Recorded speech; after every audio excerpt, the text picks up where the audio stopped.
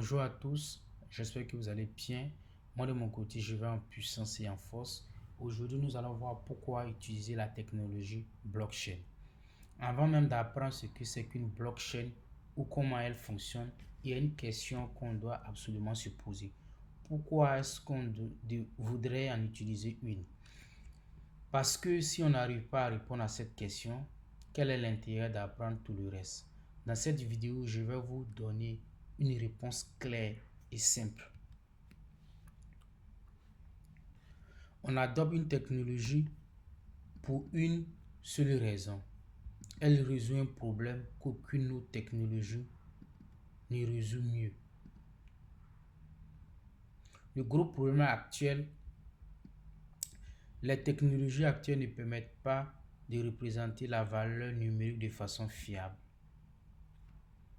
Avec la solution, avec la blockchain, c'est possible. C'est pour ça qu'on l'appelle l'Internet de la valeur. Voilà, donc la blockchain est appelée l'Internet de la valeur parce qu'elle est la solution pour représenter les valeurs numériques de façon fiable.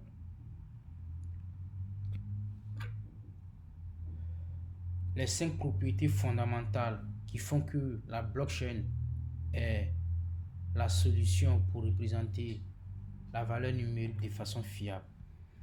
1. Décentralisé. Pas de point de défaillance unique. Pas un serveur. Tout est un réseau. Voilà, donc la blockchain est décentralisée parce que c'est un ensemble d'ordinateurs interconnectés partout dans le monde. 2. Anti-censure. Aucune autorité ne peut supprimer ou bloquer quoi que ce soit sur la blockchain. 3. Immuable. Une information inscrite hier pour toujours, personne ne peut la modifier. 4. Sans confiance. Pas d'intermédiaire à croire sur parole. Le code agit par elle à chaque fois. Donc sur la blockchain, on n'a pas besoin de confiance. Faire confiance à quelqu'un. Il n'y a pas d'intermédiaire. 5. Transparence. Tout est public sur la blockchain. Les transactions, le solde, le code, vérifiable par tout le monde. Voilà. Donc, gardez les 5 propriétés là en tête parce que nous allons le voir partout dans cette série de vidéos. Voilà. Nous allons voir un exemple dans le cas de la création d'une monnaie numérique. Voilà. Imaginons une monnaie numérique. Le réflexe d'un développeur, si on veut représenter la valeur numérique, voilà, c'est d'utiliser une base de données MySQL, Postgre, SQL Server, n'importe quelle base de données que vous pouvez imaginer. Mais regardez ici, vous voyez ici, nous avons un point central ici. Vous voyez, on voit tous les utilisateurs ici vont converger sur la base de données. Donc ici, une fois que la base de données a un problème, tout est mélangé. Voilà. Donc ici, les données peuvent être changées à tout moment. Les données peuvent être, il peut y avoir une altération, un bug, un piratage. Voilà, votre solde peut être manipulé. La masse monétaire peut être gonflée à l'infini. Vous êtes obligé de faire confiance à quelqu'un. Et cette confiance est un point de défaillance. Voilà. Donc, vous voyez, dans un réseau où on doit faire confiance à quelqu'un pour manipuler la valeur numérique, vous voyez que c'est très dangereux. Mais la solution que propose la blockchain, la réponse, un réseau peer-to-peer, voilà. Maintenant, regardez ici la différence ici. Ici, il n'y a plus d'un point central. Un réseau peer-to-peer de nœuds partout dans le monde. Chacun a une copie complète des données. Vous voyez ici les nœuds qui sont là, que vous voyez. Chaque nœud a une copie complète des données depuis le début. Voilà.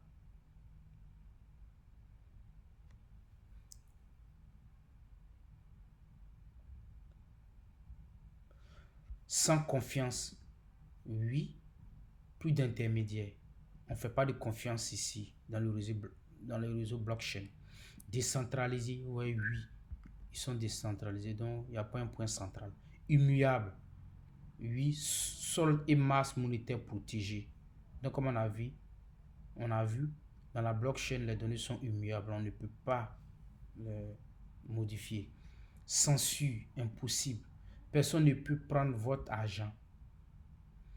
Les 5 propriétés répondent exactement aux failles de la base de données centralisée.